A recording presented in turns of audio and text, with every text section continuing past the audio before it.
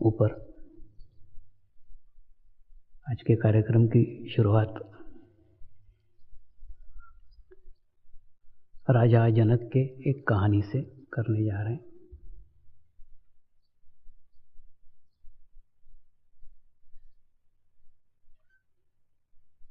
कहानी से आशय जिसको जानते नहीं है, जिसको जाना नहीं है, एक कथा है। उस कथा के भावार्थ के ऊपर अगर हम ध्यान दें तो ही उस कहानी से हम कुछ ग्रहण कर सकते हैं। कहानी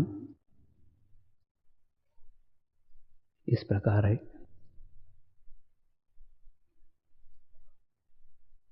राजा जनक ने ध्यान साधना करके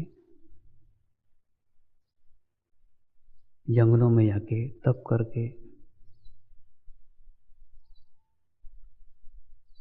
तपस्या करके ब्रह्म ज्ञान को प्राप्त किया और ब्रह्म ज्ञान को प्राप्त करके सतत ब्रह्म ज्ञान के सानिध्य में ही रहे। अपने गुरु से जो ज्ञान प्राप्त किया था उस ज्ञान को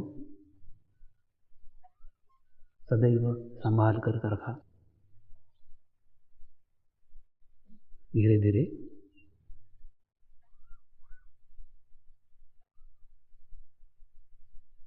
उनकी आध्यात्मिक स्थिति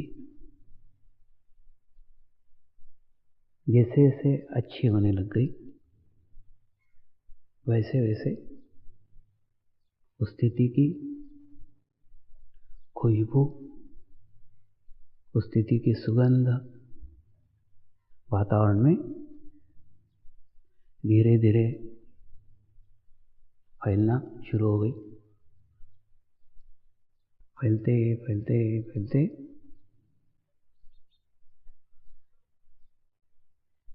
नारद मुनि तक पहुंची।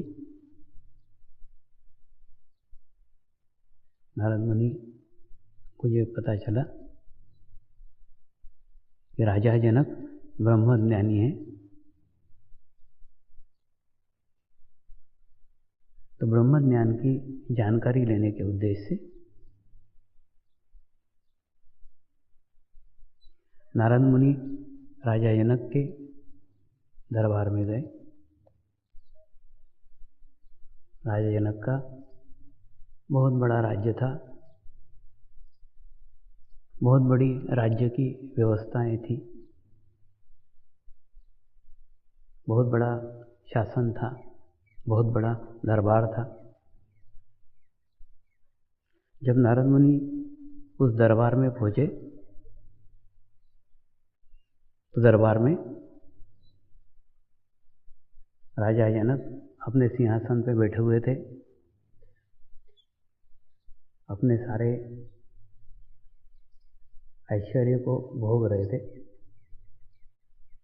कुछ नर्तकियां उनके सामने अपना नृत्य पेश कर रही थी और ऐसे ही समय नारद मुनि का उस दरबार में आगमन हुआ। नारद मुनि ये सब कुछ देख के आश्चर्यचकित हो गए। ये राज सिंहासन पे बैठे हुए हैं, राज कार्यभार संभाल रहे हैं, दरबार चल रहा है, नृत्यांगना नृत्य कर रही है, राजा नृत्य देख रहा है। इसके अंदर ब्रह्मज्ञान जैसा तो कुछ भी नहीं लग रहा है, ना उसके अनुकूल वातावरण है, ना ऐसे कोई कारण लग रहे हैं जिससे ये ब्रह्मज्ञानी हो ऐसा पता चलता है। तो राजा जनक ने नारद मुनि का स्वागत किया और स्वागत करके उन्हें पूछा, आपका यहाँ आगमन का क्या प्रयोजन है? आप यहाँ किस उद्देश्य से आए हैं? तो नारद मुनि ने कहा, मैंने आपके बारे में सुना है कि आपने ब्रह्म ज्ञान प्राप्त किया है, आप ब्रह्म ज्ञानी हो, और यहाँ तो मुझे ऐसा कुछ नहीं लग रहा है। आपका इतना बड़ा राज्य है, राज दरबार चल रहा है, नृत्यांगनाएं नृत्य कर रही है, आप भोग विलास कर रहे हैं, और आपको कहते हैं कि आप ब्रह्मज्ञानी हैं। ये कुछ मुझे समझ में नहीं आ रहा है, ये कैसे हो सकता है? कृपया आप मुझे इसका ज्ञान कराइए। ये समझने के लिए, ये सीखने के लिए मैं आपके पास आया हूँ। राजा जनक ने कहा, मैं इसका उत्तर आपको कल दूंगा। उन्होंने एक कटोरी ली, इसके अंदर दूध भरा हुआ था, और उस कटोरी को नारद मुनि को दिया और उनको कहा, ये कटोरी लेके आप दिन भर घूमिए, और दिन भर घूमने के बाद में कल फिर मुझे मिलने आइए, और उसके बाद में कल मैं आपको बताऊंगा कि मुझे ब्रह्मज्ञानी क्यों कहते। नारद मुनि ने वो दूध की भरी कटोरी ली, और वो कटोरी लेके तीनों लोकों में घूमते रहे, इधर गए उधर गए उधर गए, और तीनों लोकों में भ्रमण करने के बाद जब दूसरे दिन वापस आए, वापस आने के बाद में फिर राजा जनक के पास गए। देखो, आपने कहा था ना कि दूध की कटोरी लेके जाओ, और दूध अगर नहीं छलका उसमें से तो मैं आपको ब्रह्मज्ञान सिखाऊंगा या ब्रह्मज्ञान के बारे में जानकारी दूंगा। देखो, मैं पूरे दिन भर ये कटोरी लेके घूमते रहा, लेकिन कटोरी का एक बूंद भी दूध मैंने छलकने नहीं दिया। अब आप बताओ मेरे को कि आपको ब्रह्मज्ञानी क्यों कहते हैं? राजा जनक ने पूछा, आपने ये दिन भर में क्या क्या देखा? तो उन्होंने बोला, मैं सब जगह गया लेकिन मैंने देखा कुछ नहीं। क्यों नहीं देखा? क्योंकि सब जगह जाने के बाद भी मेरा ध्यान कहीं भी नहीं था, मेरा ध्यान पूरे कटोरी के ऊपर था। क्योंकि अगर कटोरी का दूध छलक जाता तो आप मुझे नहीं बताते कि आप ब्रह्मज्ञानी क्यों है। इसलिए मैं ध्यान रख रहा था कि दूध कहीं छलक नहीं जाए, पूरा चित्त मेरा सदैव कटोरी पे था। राजा जनक ने कहा, ठीक इसी प्रकार से नृत्यांगनाएं नृत्य कर रही है, राज दरबार चल रहा है, राज्य शासन चल रहा है, ये सब कुछ चल रहा है, फिर भी मेरा चित्त मेरे गुरु चरण के ऊपर है, इसलिए मुझे ब्रह्मज्ञानी कहते।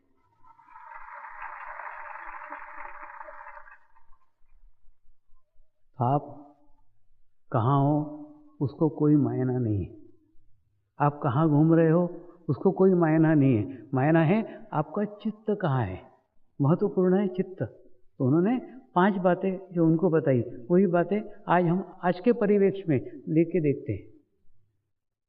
उन्होंने कहा, पहली बात है, सारी भौतिक वस्तुएं का भोग मैं कर रहा हूँ, सारे वस्तुओं को मैं भोग रहा हूँ। राज सिंहासन पर बैठा हूँ, नृत्यांगनाएं नृत्य कर रही है, राज दरबार चल रहा है, ये सब कुछ देख रहा हूँ, लेकिन इन सब में मैं नहीं हूँ। ना मैं नृत्य देख रहा हूँ, ना मैं राज सिंहासन में बैठा हूँ, ना मैं राज दरबार चला रहा हूँ, ना राज्य व्यवस्था चला रहा हूँ, ना राज्य शासन चला रहा हूँ। यानी सब कुछ हो रहा है, मैं कुछ भी खुद कुछ नहीं कर रहा हूँ, क्योंकि मेरा अस्तित्व ही नहीं है, सिर्फ मैं एक माध्यम के रूप में हूँ, इसमें मेरा रोल कुछ भी नहीं है। तो ये सब भौतिक सुख सुविधाओं का उपयोग हम कर रहे हैं, लेकिन उसके बावजूद भी उसके अंदर नहीं है। दूसरा उन्होंने कहा, मुझे कभी मृत्यु नहीं आती है। मृत्यु से आशय उस नकारात्मक विचार से है, जो नकारात्मक विचार मनुष्य को पल पल मृत्यु देता है। तो ऐसा कोई भी नकारात्मक विचार मैं दिन भर में कभी भी नहीं करता हूँ। इसलिए मेरा पूर्ण नियंत्रण रहता है कि मुझे कभी भी कोई नकारात्मक विचार नहीं आए। तो नकारात्मक विचार के रूप में जो मृत्यु मनुष्य ग्रहण करता है वो मैं कभी नहीं कर सकता। तो तीसरी बात थी, मेरे निर्णय मैं स्वयं लेता हूँ। राज्य व्यवस्था चलाता हूँ, सबका डिसीजन पूछता हूँ, सबके निर्णय पूछता हूँ, सबसे बातें करता हूँ, लेकिन अंतिम निर्णय मेरे बारे में, मेरा निर्णय मैं खुद लेता हूँ। क्यों? क्योंकि मैं मेरे आत्मा के सानिध्य में हूँ। मैं आत्मा के सानिध्य हूँ। आत्मा के जो द्वारा जो निर्णय लिए जाते हैं उसी निर्णय को स्वीकार करता हूँ। मैं भीड़ नहीं हूँ, मैं अकेला हूँ। तो चौथा, मेरा चित्त सदैव गुरु चरण के ऊपर होता है। गुरु चरण पे होता है यानी सामूहिकता में होता है, कलेक्टिविटी में होता है। और सामूहिकता में होने के कारण मुझे कभी भी मेरे मैं का एहसास ही नहीं होता। मुझे कभी अनुभव नहीं होता कि मेरे अंदर कोई मैं है, मैं कुछ अलग हूँ, मेरा अस्तित्व कहीं अलग है। ऐसे सामूहिकता में मैं सदैव रहता हूँ। तो दूसरा, मैं सदैव गुरु कार्य करते हुए रहता हूँ, गुरु कार्यरत रहता हूँ। जीवन में जितने भी कार्य करता हूँ ये सब कार्य गुरु के कृपा में हो रहे हैं, गुरु कर रहे हैं, मैं एक माध्यम मात्र हूँ, इसका एहसास मुझे सदैव रहता है। गुरु कार्य कभी खराब हो ही नहीं सकता, इसलिए सदैव अच्छे कार्य करते रहता हूँ। दूसरा, फल की इच्छा कभी नहीं करता। जिस प्रकार से गुरु कार्य करते समय कभी कोई फल की अपेक्षा नहीं करते, ठीक उसी प्रकार से मैं भी जो भी कार्य करता हूँ उस कार्य की कोई अपेक्षा नहीं करता, कुछ फल की इच्छा नहीं करता। उसके कारण सब कार्य होते रहते, सतत अच्छा कार्य करता हूँ और निरपेक्ष भाव से कार्य कर रहा हूँ। और इसी कारण मेरे चित्त को सदैव अपने आप में लीन पाता हूँ। नारद मुनि को ये बातें उन्होंने बताई, यही सब बातें आज के परिवेश में, आज के युग में कैसे की जा सकती है, कैसे हो सकती है, यही सब हमको देखने का है। वस्तुओं में, भौतिक स्वरूप में कुछ तब्दीली हो गई होगी, कुछ बदलाव हो गया होगा, मतलब जो मनुष्य निर्मित है उसके अंदर चेंज हो गया होगा। तो क्या पाया, क्या खोया, इसका अवलोकन करें तो हो सकता है उस समय रथ होंगे, रथ के बाद में बैलगाड़ियाँ होंगी, बैलगाड़ियों के बाद में अब कार आ गई होंगी। भौतिक स्वरूप वाहन का बदल गया होगा, भौतिक वस्तुओं का स्वरूप बदल गया होगा। संदेश वाहक की जगह टेलीफोन आ गए होंगे, मोबाइल्स आ गए होंगे और संचार के उपकरण नए नए आ गए होंगे। लेकिन ये सब साधन विकसित हो गए हैं, लेकिन ये साधन है, इस बात का एहसास छूटता चला गया है। छूटता चला गया ऐसे जैसे कोई बाहर जख्म होते हैं ना हमको, कि बाहर कहीं तकलीफ होती है स्किन को, तो हम बाहर से कुछ दवाइयाँ लगाते हैं, मलहम लगाते हैं, बाम लगाते हैं, तो ये बाहरी लेप हैं जो बाहर से लगाए जा सकते हैं, इसका अंदर कोई उपयोग नहीं होता।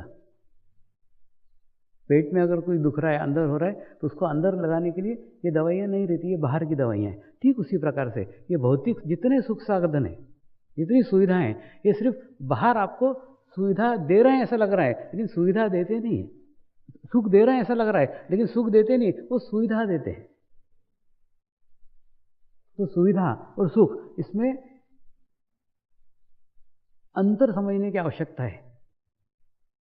जो किसी को दिया जा सकता है वो सुख है, और जो प्राप्त होता है वो सुविधा है। तो आप जो कुछ प्राप्त करेंगे वो सुविधाएं प्राप्त करेंगे, सुख नहीं प्राप्त करेंगे। सुख सदैव देने में, आप जिसको देंगे दे करके देखो, इतना सुख मिलता है जितना तुमको वो चीज़ प्राप्त करके भी नहीं मिलेगा। तो भौतिक सुविधाएं भी साधन है, उनको ग्रहण करने से अच्छा है उनको दे करके देखो। जितनी आप दूसरों को सुविधाएं देंगे उतनी ही आपको भी उसका सुख प्राप्त होगा। लेकिन वो निर्जीव वस्तुएं आपको सुख प्राप्त नहीं कर सकती, उसकी एक सीमा है, उस सीमा से आगे बढ़ करके वो नहीं दे सकती। जैसे एक व्यक्ति के पास में 100 स्वेटर हैं, अब उस व्यक्ति को आप 101वां स्वेटर दे भी दो तो क्या होगा? कुछ नहीं होगा। वो जैसे 100 थे उसमें वो 101 को रख देगा। मतलब वो एक स्वेटर उसको सुख नहीं दे सकता, वो उसको आनंद नहीं दे सकता। वो उसको आनंद तब दे सकता है जब वो एक ऐसे व्यक्ति को दे जिस व्यक्ति के पास में एक भी स्वेटर नहीं है। तो उस व्यक्ति को स्वेटर दे करके फिर वो उससे सुख प्राप्त हो सकता है। एक स्वेटर से भी सुख प्राप्त किया जाता है, लेकिन कब? जब उसको दिया जाए, देने के बाद में सुख प्राप्त हो सकता है। आज भौतिक संसाधन बढ़ गए होंगे, सुविधाएं बढ़ गई होंगी, और सुविधाओं में हम लिप्त हो गए, तो हमको ऐसा लगता है कि सुविधाओं में ही सुख है।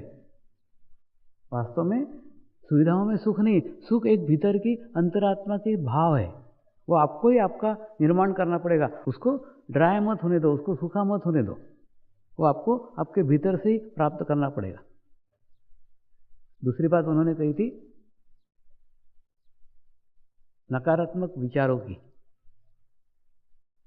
जैसे कोई भी हम विचार करते हैं, उस विचार के साथ में ऊर्जा ग्रहण करते हैं, एनर्जी ग्रहण करते हैं, और वो अगर ऊर्जा सकारात्मक है तो आपके लिए जीवन है, और वही ऊर्जा अगर आपके लिए नकारात्मक है तो आपके लिए मृत्यु है। जीवन और मृत्यु पल पल में चलते रहता है, एक एक क्षण, एक एक सांस में मृत्यु और एक सांस में जीवन है। तो आप आपके जीवन के अंदर कितने मृत्यु लेते हैं और कितने जीवन लेते हैं, ये आपके ऊपर निर्भर है। तो एक एक दिन का नहीं, एक एक सांस का ध्यान रखो। आपकी प्रत्येक सांस सकारात्मक होनी चाहिए, पॉजिटिव होनी चाहिए। अगर सकारात्मक होगी तो वो आपको एक ऊर्जा प्रदान करेगी, आपको एक शांति प्रदान करेगी, आपको एक सुख प्रदान करेगी। और तीसरी बात थी स्वनिर्णय की। तो आज इतनी जनसंख्या बढ़ गई है, तो इतने विचार बढ़ गए, और जितने विचार बढ़ गए उतना प्रदूषण बढ़ गया है, और उस प्रदूषण के अंदर हम खुद एक भीड़ बन करके रह गए। और फिर जो भीड़ सोचती है वो हम सोचते हैं, जो भीड़ करती है वो हम करते हैं। हमारा अलग अस्तित्व कुछ भी नहीं है, हमारी अलग से कोई सोच नहीं है, हमारे अलग से कोई विचार नहीं है।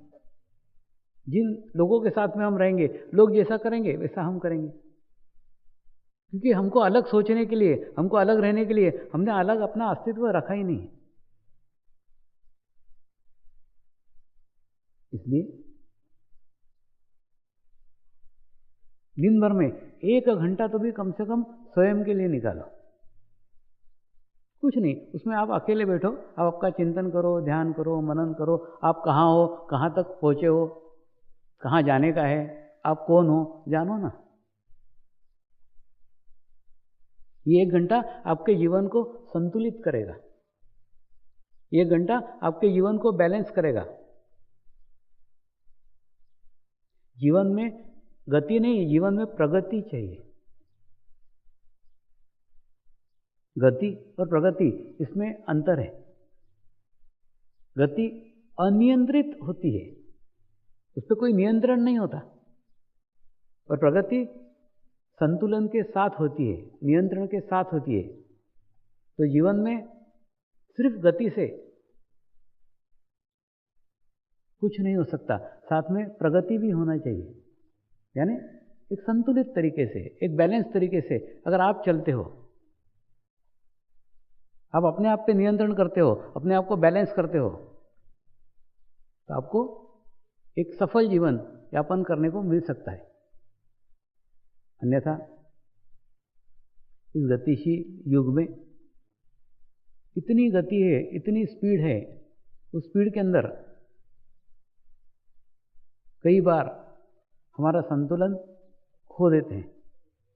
और अपना संतुलन करने के लिए, अपने आप को बैलेंस करने के लिए थोड़ा सा अपने आप अंदर जाइए, थोड़ा भीतर जाइए। दिन भर में 1 घंटा निकालिए, 1 घंटा शांति के साथ आप अपने स्वयं के साथ रहिए, अपने आत्मा के साथ रहिए। जानिए मैं कौन हूँ,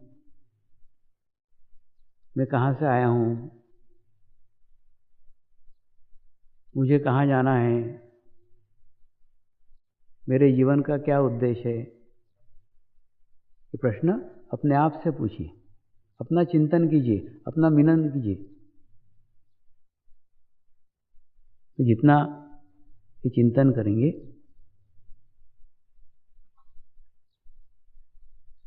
ये जितना मनन करेंगे,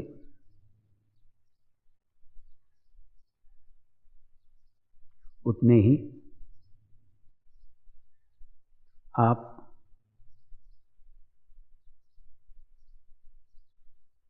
अपने आप के पास जाएंगे,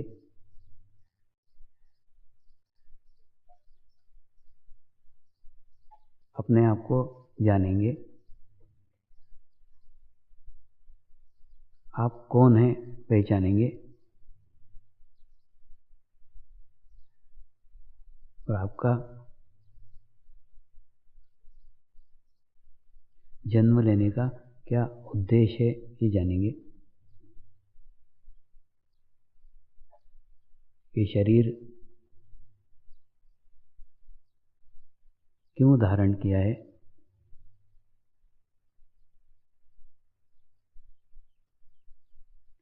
ये धारण करने का क्या प्रयोजन है, उस उद्देश्य को जानेंगे।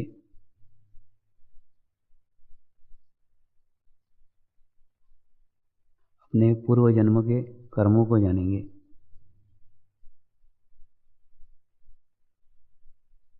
इस जन्म के कर्मों को जानेंगे। और फिर यह सब जानते जानते आप आपकी ही आत्मा के करीब हो जाएंगे।